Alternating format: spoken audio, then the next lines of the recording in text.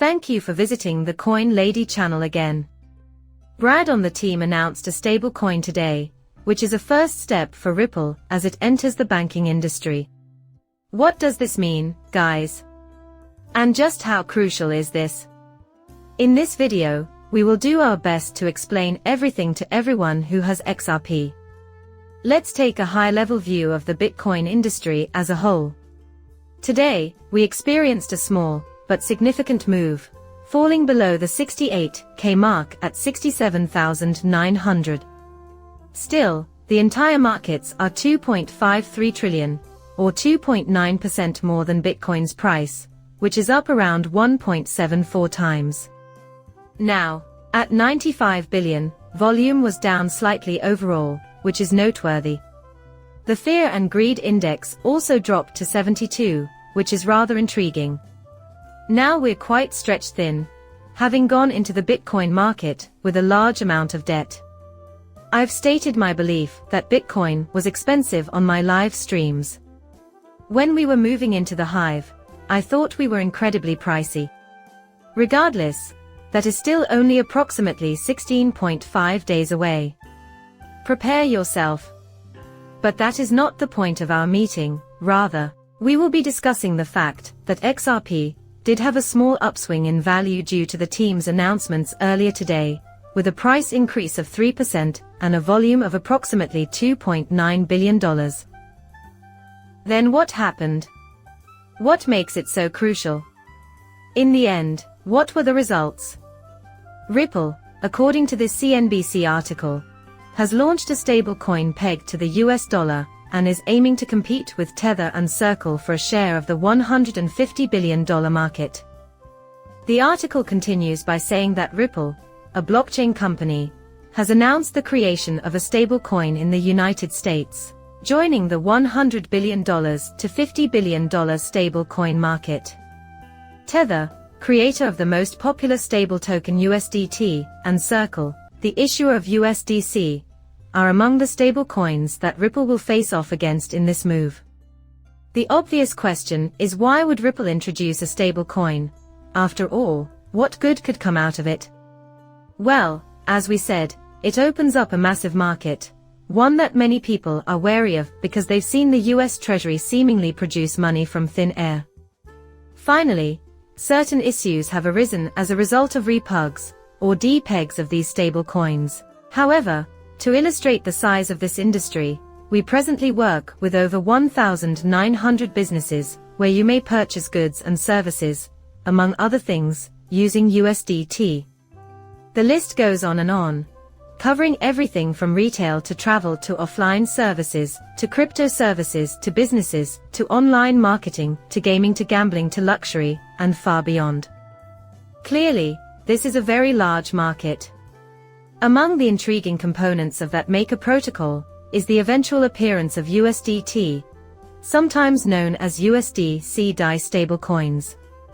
For the record, though, why would Ripple enter this industry? Put on your thinking cap, because for the time being, all we have is an announcement from Brad that explains why Ripple is going to participate, and why they are the ideal service partner for a stablecoin. The name escapes us, but whatever it is, it opens up the financial markets. We have covered XRP and their plans extensively, including their entry into this space, borderless payments, and eventual involvement in the banking industry. We are aware that they have expanded into the Hong Kong real estate industry, and are providing support there as a result of their partnerships with Uphold and others in Mexico. Thus, XRP is keen on joining the fray. Given the price's volatility, it's currently hovering around the 59-cent mark. The issue has always been, how can they do that XRP? What is the process via which XRP creates its inherent utility? The stablecoin narrative is going to connect with XRP, the underlying coin, which will support the price. However, XRP already has a big amount of support. So this may be a really positive move since it unlocks a huge commercial sector that stable currencies desire. Keeping in mind that this will launch on both Ethereum and XRPL is a crucial point. Another thing to consider when we reach this is the development of XRPL.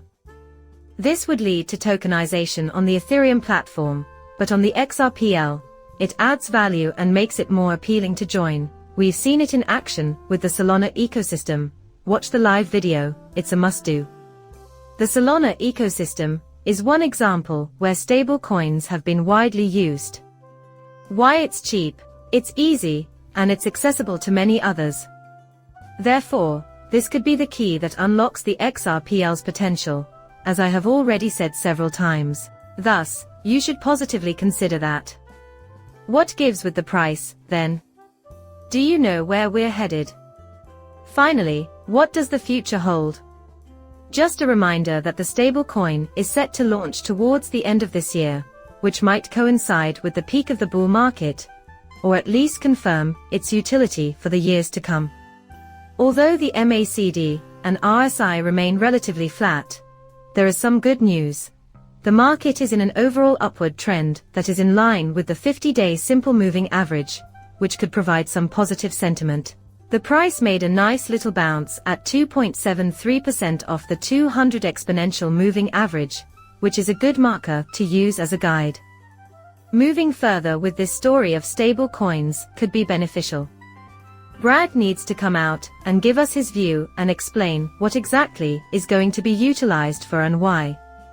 We want to see a little more. In my opinion, we observed the SEC in the Southern District of New York discussing or supposedly hammering out some technicalities, and I believe this is all a part of the current argument. Remember that we won't know anything until the documents are unlocked. We won't know anything until Brad, the team, or the SEC publicly announce the outcome. But, it seems like certain things are beginning to fall into place. That's going to bring XRP a lot of exciting things. Tell me in the comments if you're not in.